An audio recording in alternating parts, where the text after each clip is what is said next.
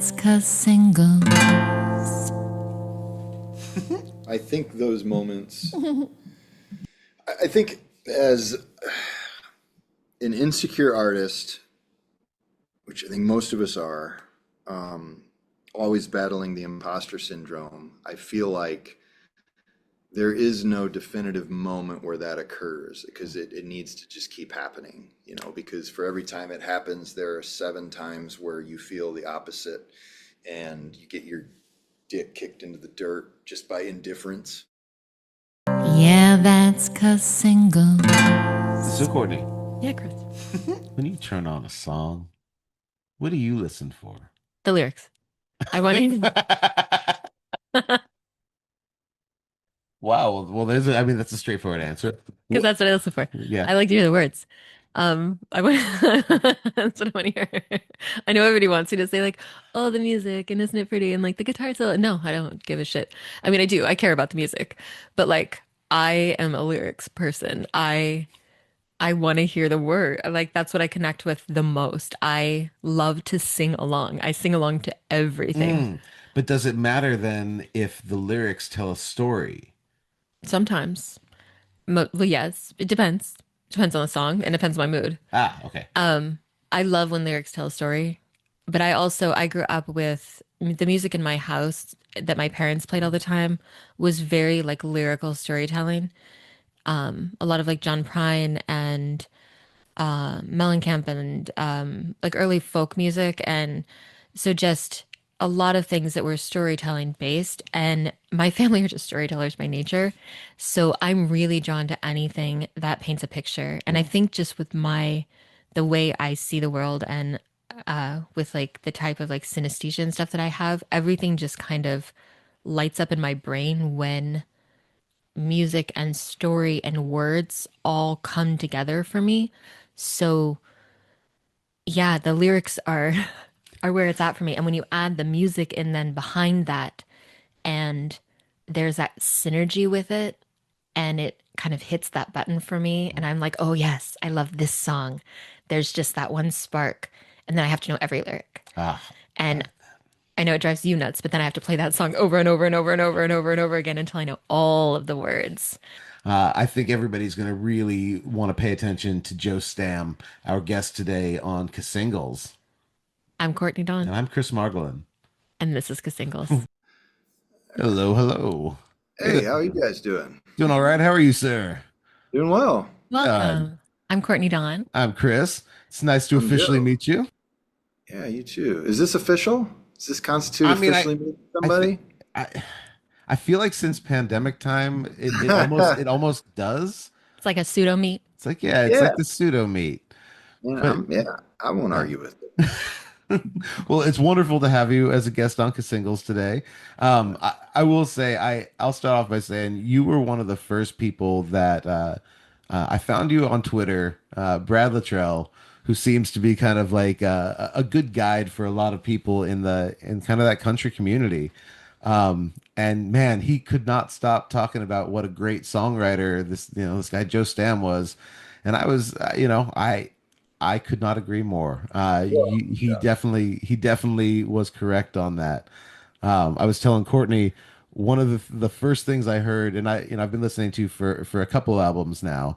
But one of the first things I hear when I put on Little Crosses is that background, those background keys, and they take me back to like a John Mellencamp type song or like a Bruce Springsteen song. And I love feeling the storytelling and the songwriting that goes on there, and it just feels good. Yeah, I mean, and those keys, are 100% something that I can claim 0% credit for. So, like that stuff.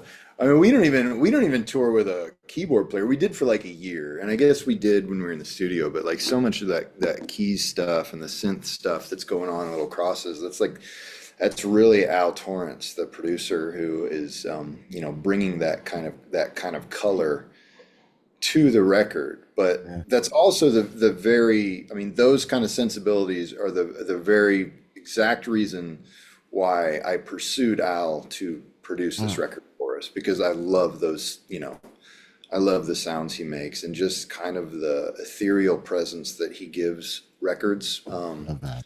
He's Charles Wesley Godwin's guitar player and has produced those records, and so I'm just such a huge fan of Charles, but I mean, just as much so of Al and Al as a producer and as a musician, because Al can do all those things too. Like Amazing. what's great about using him as a producer because he can not only come up with ideas, but he can go play them, even sometimes after we're gone. Oh, It's great. because it's always a good surprise. I've Yeah, definitely woken up to my producer at times, like sending me something going, "You're gonna like this. Just check it out." yeah, I mean, like I could yeah. never play this on stage, but I'm gonna keep that every bit of that.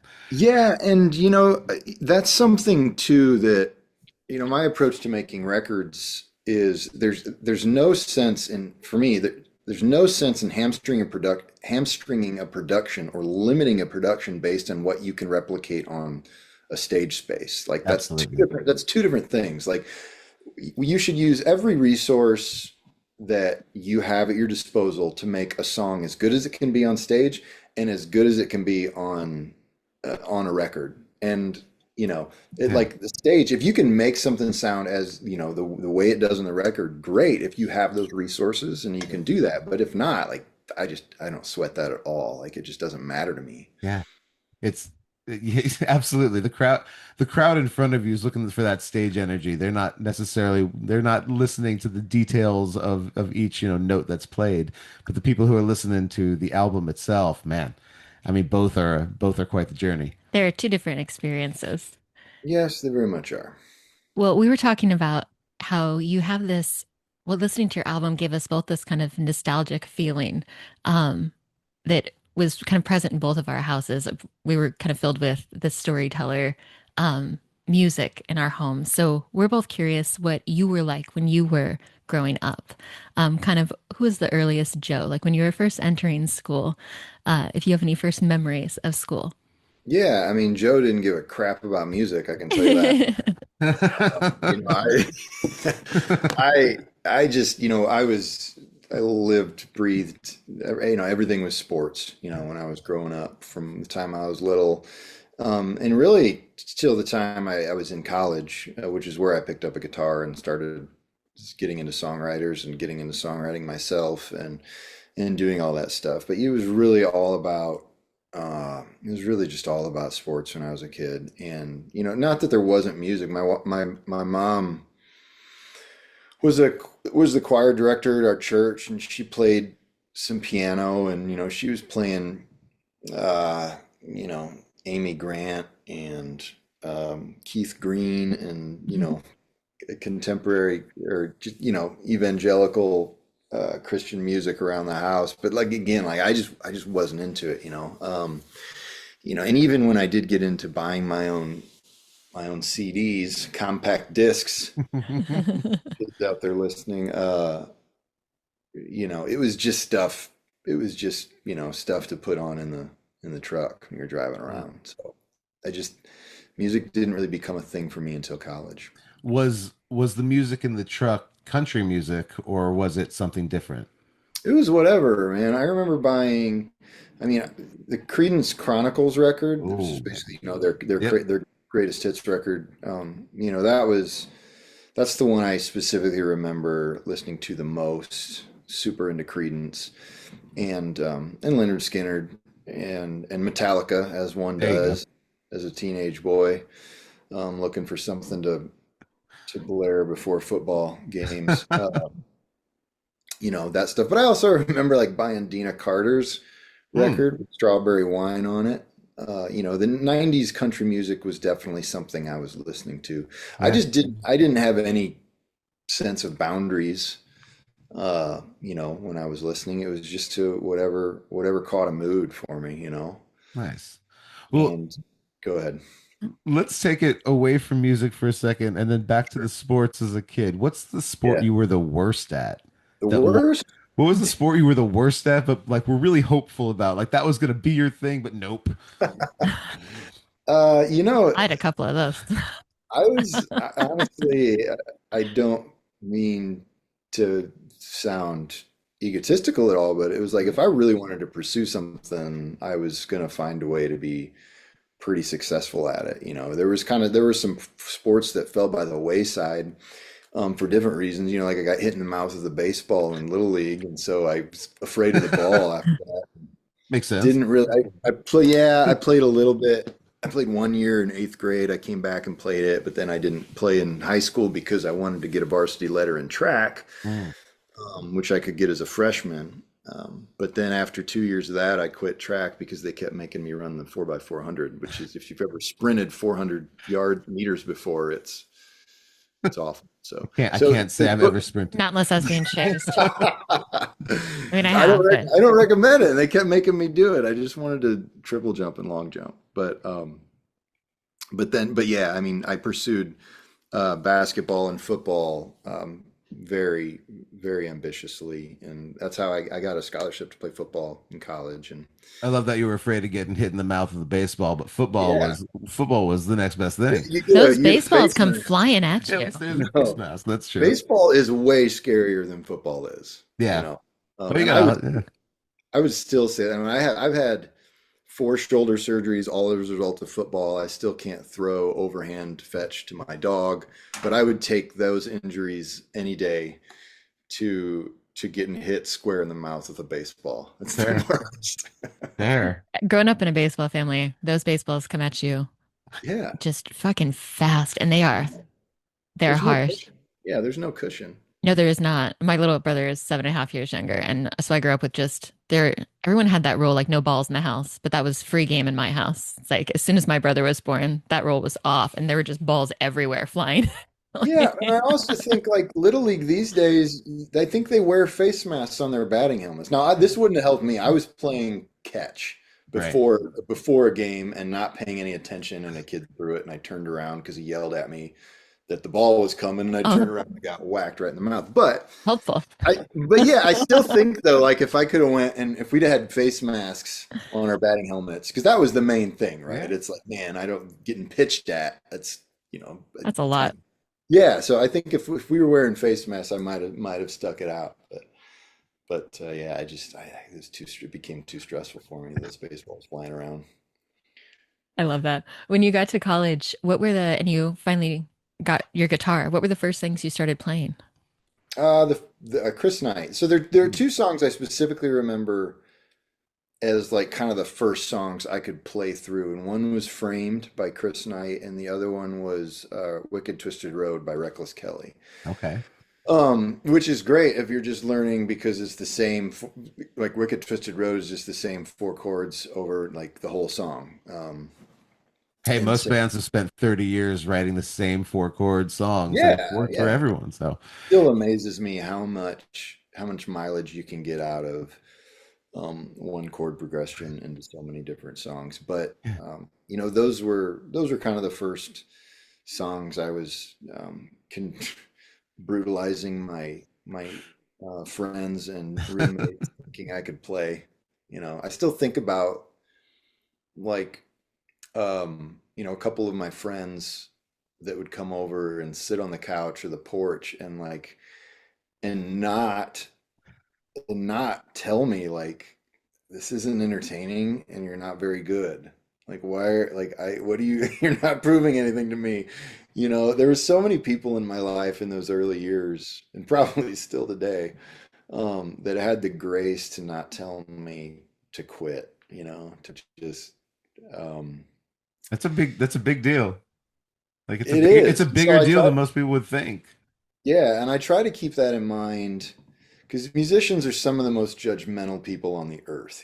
Yeah. I mean, have you seen those reels that people that are a lot more hilarious than me make on Instagram of like a band showing up to another band's show and standing in the back and Yeah. making cracks about them. But if I'm watching another band, particularly if they're or another artist, and particularly if they're younger than me, um, which is a lot of them, I try to be very cognizant of all the people in my past who didn't tell me how much I surely sucked, you know, Hmm. because so much of it really is just repetition, and trying to get better. Yeah, And and it's really bad for a really long time until it's not. yeah, Well, and right. confidence. I think a lot of it is Ignorance. just confidence of getting up there and then believing in yourself that you can do it and you can do it again. Well, Courtney tells me the story of a ex-boyfriend who took her guitar, and she was just learning to play guitar and just detuned the entire thing and handed it to her and was like, "Play something." It's It was like, Well, not my that's finest moment. yeah. I was trying to learn to play. I had just bought the guitar and he wasn't an expert. He was a really good friend, but he was a brilliant guitar player and just he could play anything. And I just wanted to learn like one or two chords so I can just start, right? Like I didn't even know how to tune it yet. And I didn't even own a tuner yet. So I was just, I'm clueless. I'm flying in the dark. And he untuned the whole thing. The guy at the guitar place that I bought at a pawn shop, had tuned it for me. And he untuned the whole thing and handed it back to me. And he was like, no, just make music. Just try. And then he walked out of the room, and I remember just sitting holding this guitar thinking, oh, I'm so fucked now, and just crying. Like, I don't know how to make one note. Because he was somebody who could just sit down. He could play any instrument. He could sit at a piano. He could pick up a saxophone. So for him, it was like, no matter what you have in front of you, you could just find a note and make music. And I was like, no, I just need one. Can you help me? Yeah, that's a cruel joke. I mean, I've been playing guitar for 20 years now, and I would be totally lost if somebody. Not only would I be lost, but like I can't retune the guitar by ear either. No, So I still can't. it would I'm take me I'm days 30 just to years get in the and I'm doing the guitar. same Yeah, thing.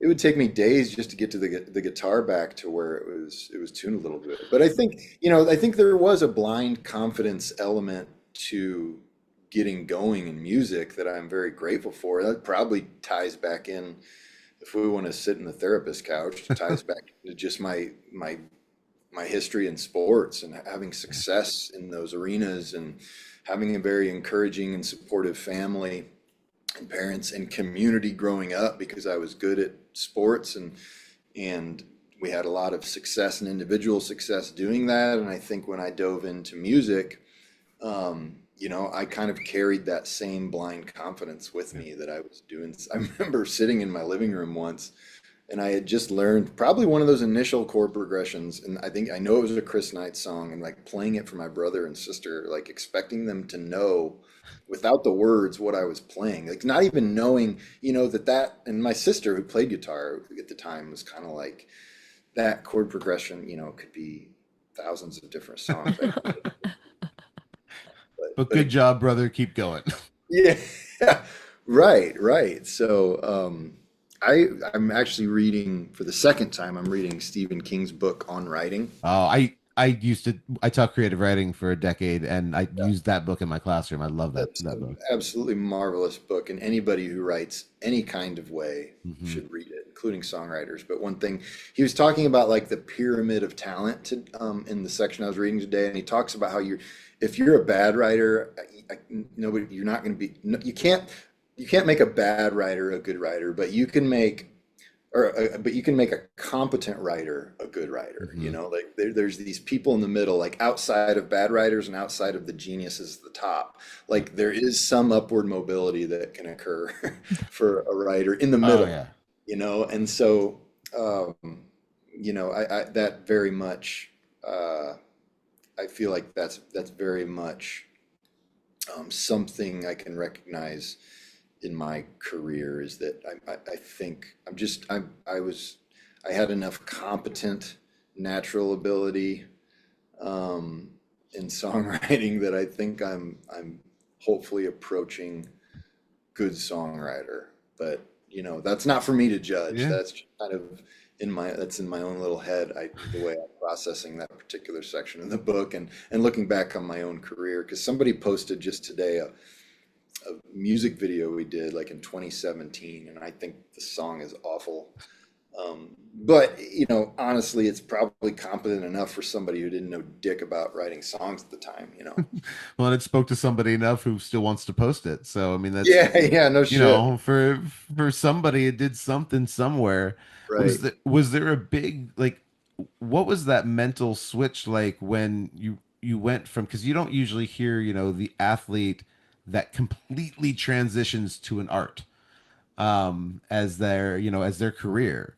Was that a hard mental switch for you, or were there other things that, when you were recovering, were there other things that became possibilities, or was it, no, I'm doing music?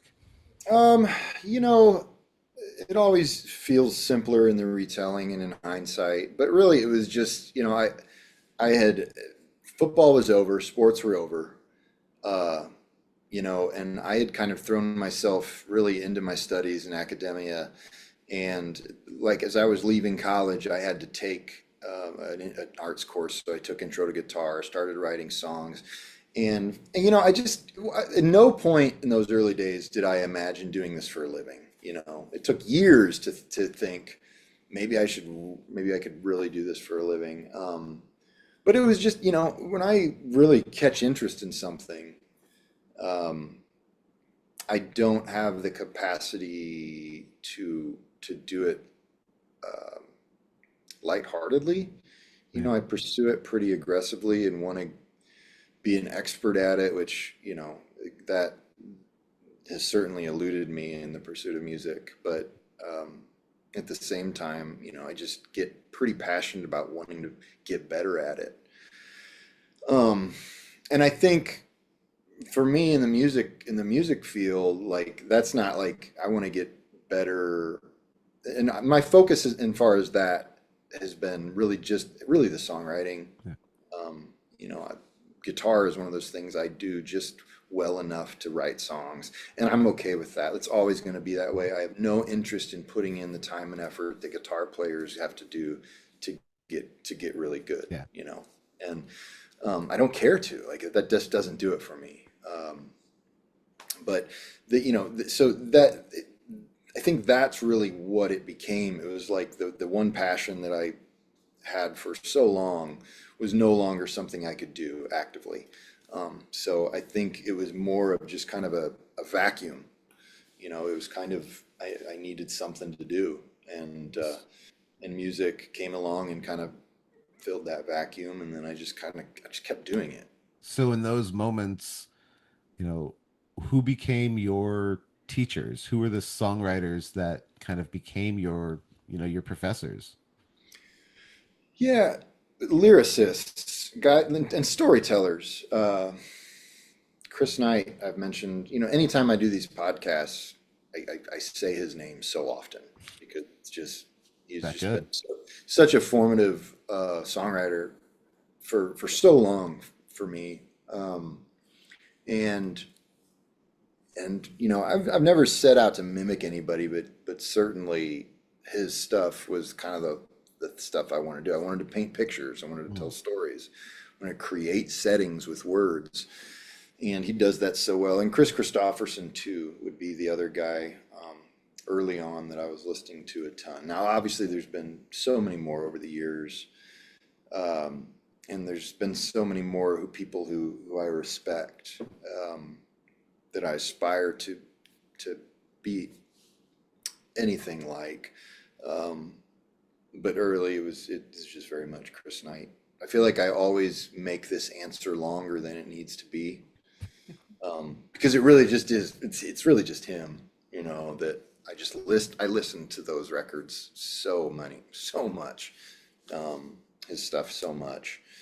And sometimes, I mean, I think it's no different than the kid who has that one teacher that captures them. I mean, it's the same thing. You had that one teacher, who kind of captured your attention and your heart and understood you, even if it was just based on their music, understood you enough that that became your North Star. And that's pretty cool. Yeah, because Chris has never sat down with me and tried to teach me how to write a song. I can promise you that much, And I really haven't had any. I've never really had any songwriting direction. My books, I read all the time. I was talking about reading Stephen King's Yeah. book, but I'm always reading something on writing, whether it's just writing in general or songwriting specifically. If you haven't read, And I was just going to ask what your daily practices are to like and if strengthen your I'll craft. toss a book into you, if you haven't read Bird by Bird by Anne Lamott, It's so Oh good. yeah, that is for me, that is kind of the essence of everything that I base writing and the world off of. And not only, yeah, it's right over there. And Bird by Bird is one of those books that like it transcends writing. Oh, Like because we've all sat there. And I think that the story she tells that the title is taken from, I mean, we've all sat there with any task. yeah. Um, and anytime you sit down and write a song or work on any project, it feels very much like that. The idea of writing a song, all right, I'm gonna sit down and write a song. It's so fucking intimidating. Um, but anytime I just feel, and it could be getting up in the day, feeling exhausted and having a bunch of emails in my inbox, it's that bird by bird, I just got to do one bird. I got to do one email. I got to do one line and one verse. And if I can do one thing, then I've accomplished that. I've going, I've got a song going, etc. So yeah, I would agree. That's a Now very, very important book. we could really nerd out in that book, and I could just ask you what type of jam are you? If What you type? if you go real deep into that book, she talks about asking what type of jam or jelly are you as a writer.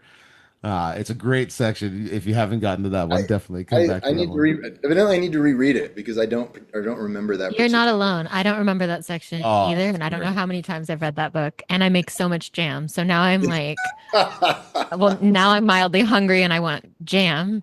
And we have a flat of blackberries sitting downstairs that will eventually become jam later today. So and now I'm really curious what kind of jam I am.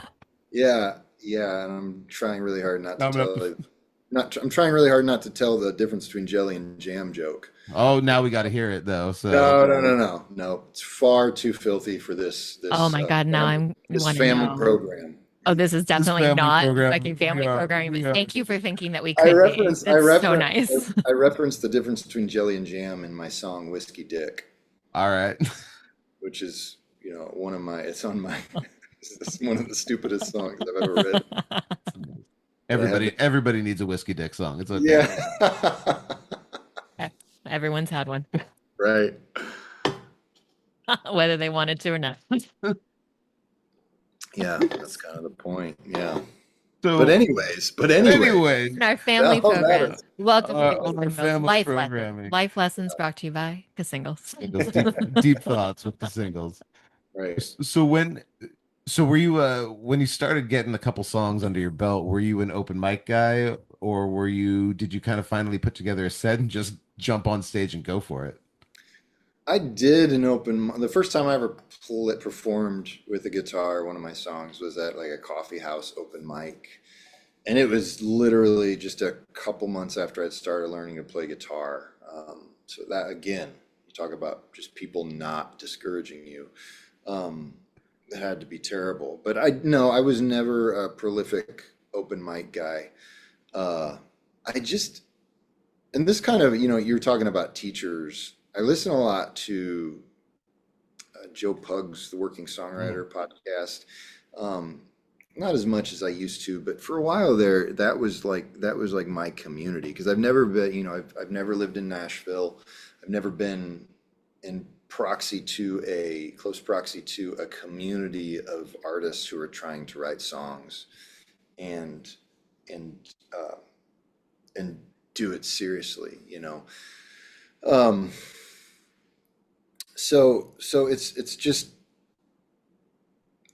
I just so I never really had access to that kind of community and if I did, I guess I just didn't find it. And so I wasn't doing I've never really been a part of any communities or open mic circuits, or anything like that. I think within a couple of years of learning to play guitar, I just started going out into the pubs. I was living up in the suburb of Chicago at the time, and I just started going out into pubs and taking a big binder Yep.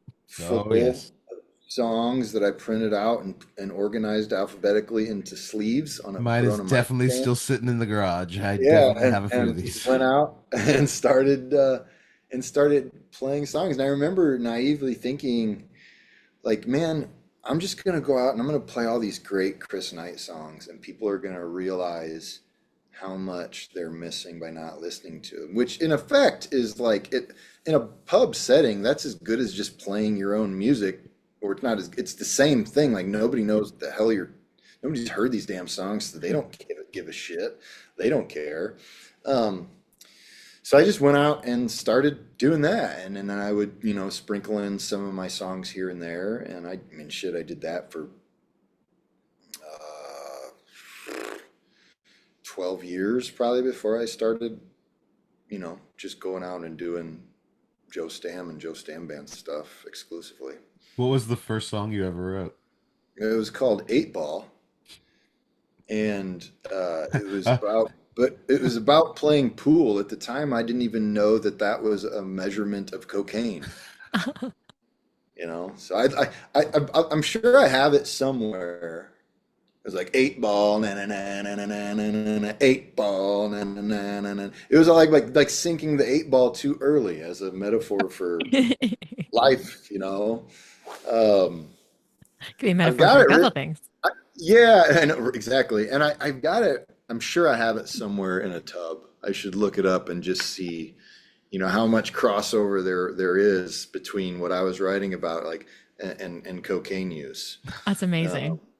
yeah, I'll have to dig it up sometime. Well, But did that it did wasn't very that good. did that chord progression find itself into anything later? I know some of the stuff I wrote when I was 13 has definitely Yeah. found itself, coming back when I'm, now 46, 45. So I know did that ever come back for you? I don't know. Like, I don't know enough about that song. Like, I haven't looked at it, played it, heard it in probably nineteen, It'll be 18, 17 it'll be the years. lead single on your next album. Yeah, it's been well over 15 years since I've laid eyes on that thing, so I have no idea. The rewritten and I just I, updated version. I just remember the look on my. I wrote it. We were on vacation in like Marco Island with friends of mine on spring break, my senior year of college, and I remember the look on. I played it for a couple friends and their dad, and I just remember the look on their dad's face. So he probably. He knew exactly what was going on. Yeah, but I didn't. I was totally ignorant to the fact that that had anything to do with drugs, that expression. So, yeah, but I'll never forget the look on his face. It wasn't encouraging. That was But probably confusing. yeah, I just assumed at the time he thought it was a really bad song, which he probably did. But Well, and then what was that moment? What was that on stage moment where you just knew you got it? you got it? Like where Like, you just felt like, this is what oh, I can do. I've figured this out. Well, Yeah. I'll let you know as soon as it happens. Um, I mean, you've played on some pretty good stages at this point. I have. Like you've Yeah. had some fun.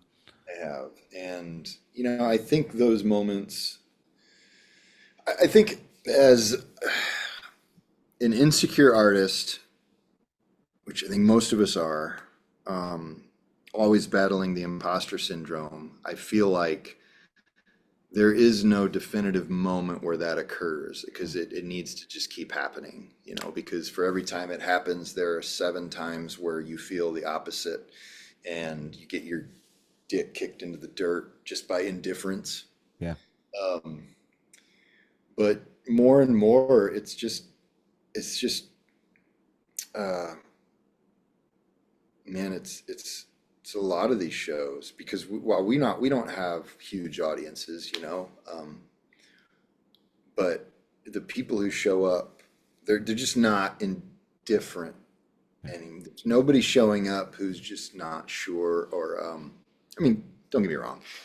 People come for the first time or a friend brings them and I'm sure there are people who just don't get it who come, but we don't hear from those people, and they're blended in enough with all the people who come to our shows who are just super passionate. Like we don't have a huge quantity of fans, but the people who we do have just really bought in and are super passionate about the songwriting, the lyrics, and just the community that we've tried to build. So in that sense, anytime that we're up there and just have a good energy in the audience it feels good, and you kind of have those moments here and there because you know they're not doing it because we're playing Dixieland Delight. They're doing it because we're playing something that started, um, you know, right here in this room, in my morning writing, and it turned into a record and turned into this person being at the show to be really excited about that song. So That's very cool. Well, and there's something in your writing that really it speaks to people. It was something that I noticed with all of our guests that come on. One of the things that I do is I listen to your music, and then I'm a former teacher and administrator. I was in a car accident a few years ago and not able to work anymore, and haven't really been able to listen to a lot of music since then, but have recently been able to. So it's like one of the joys for me, and kind of helped launch our podcast, was I get to listen to music again, and your music. And so I listened for something I could do with a lesson in the classroom. And And it since was, she's no longer in the classroom, but I still am, I get to take all these lessons in and have fun with them. and your writing is just a treasure trove for a teacher. Before I knew your story, because one of the things since my injury I'm not good at is remembering. I'm like Dory, should just fall straight out of my head. So I don't do the research on anybody because I might not fucking remember it the second we start interviewing anyway. So I get to do the fun part. So I didn't know anything about your history of how you became a songwriter, and learning that part. It's so evident in your work. I can hear it so much in your lyrics. So it was just such a joy to listen to all of that. And I chose the song Hopefully for this lesson. So the title of this lesson is going to be Hopefully Back Again. And the purpose is to examine the author's craft for use of an extended metaphor and then apply the skill to their own piece of writing. And so I'd have them begin by listening to your song, and then have the lyrics out in front of them. And while they're listening, have them listen for extended metaphors and just kind of identify them. And then afterwards, talk about where they saw them, what they think those metaphors were comparing, and then how they were kind of crafted. And then share those out with large groups and small groups, and then start asking them, how do we craft extended metaphors? Like, what are we actually doing when we do that? Where do we start? Do we start with the thing that's being compared, or the comparison? Where do we begin? And then work through that and do as a class. And then have them create their own. So I said, it's showtime. Choose a person, place, or even a thing that you care enough about to write an extended metaphor poem. And then I said, whatever you choose, it'll be thrilled, because who doesn't love a poem? And then I always encourage illustrations. So I wrote my own, and I titled it Through the Rabbit Hole and Back Again. When steering wheels are rabbit holes, Alice's dive becomes a little darker. Bottoms are rocked when you hit the ground. Endless rounds in a caucus race, chasing your own shadow, only to find the caterpillar, smoked truth. And who are you, is the question. The Mad Hatter, with his endless cups, waited while you wandered night after night, until the Red Queen's cries reminded you of the queen you are, and using the light of the Cheshire Cat's grin as your North Star, you found your way back, and now spend your golden afternoons with so much more than before. So for me, it was about my car accident, and getting hit, and then kind of finding my way back to myself again. Yeah, So that was my that's poem. beautiful. I Thanks. love that. I love that. I don't think I've ever heard the expression extended metaphor. Oh, Oh, it's what you do. It it, taught beautifully. And if then this you is, I don't know that you can see and it. We'll send it to we'll you. send this off to you right after this. It's beautiful. Thank you. One of the I think the example I gave Courtney after she was done, I was kind of going through your lyrics again. The song "Little Crosses." I think that is in itself it's a beautiful extended metaphor Well, because every it's couple stanzas in hopefully hopefully is an an extended extended metaphor. metaphor. Um, Yeah. because you really do have a way of telling a complete story. Well, you're talking about something entirely Yeah. different. And it's And it's this beautiful way of doing it where you use something just completely like, and hopefully, I mean, you're describing this love, and you're doing it in all these different ways. Like, I think it's your grandmother's kitchen table for like all of these different things. And it's just done in the most lovely way that instantly is one of the reasons I connected with it, was because in every way that you described it, it was so familiar to me. Like the imagery that you use, is so universal. And for me, especially, my grandmothers are so dear to me and whatnot that like the love you're describing was instant. I latched onto it and that warm feeling was so full. The picture that you're painting when you're talking about, you want to paint those pictures with words and those lands, like that's exactly what I got from that. And it's more than you can get from just the one line metaphor because you're just building that whole landscape for us. It's like a whole world you step into. Yeah, I don't, like I said, I've never heard that term, but it totally makes sense to me. Because I think anytime I'm writing, uh, anytime I'm finishing a song, I'm always trying to find to find, I don't know if through lines is necessarily the right word, but like to circle back Mhm. to things that are in the beginnings of songs. And it's like how much, and sometimes I think about too, like what are the limits to which I can continue to hammer in this metaphor? Because sometimes, you can go too hard. Uh-huh. You Beat a can dead horse. exactly. And then the horse is like bleeding Or and it just becomes too obvious and too forced. I think anytime when you're watching a movie, you're reading a story, you're listening to a song, the one thing you never want to do is wake up from the spell. Like that's anything that's going to kind of draw your attention to the fact that you're listening to a song, that you're watching a movie is when, and I think one of those things that can happen is when you force, it could be a metaphor, a theme, a motif into something too much. But yeah, I love the expression, the term extended metaphor, and yeah, I guess I'm always trying to do that. I guess now that you say it, I didn't even I never realize thought of how many you use until we started listening again this morning. And I was like, oh, there's so many in so many of your songs and sometimes entire songs. yeah. It's something you do really, really well. So it I was think beautiful. I think that I think what trained me to probably do that is my degree is in biblical literature. Hmm.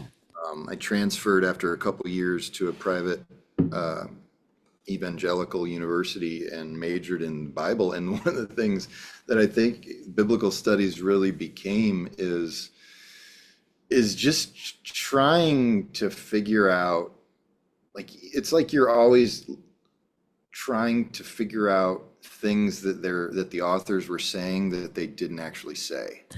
What's It's like underneath it, the it's inference. like you're being a detective, and digging around and trying to. I have a friend when I remember in first grade, and it was early grades. I remember that we were out in the parking lot where we had recess, or where the bus drop off was. Anyways, doesn't matter.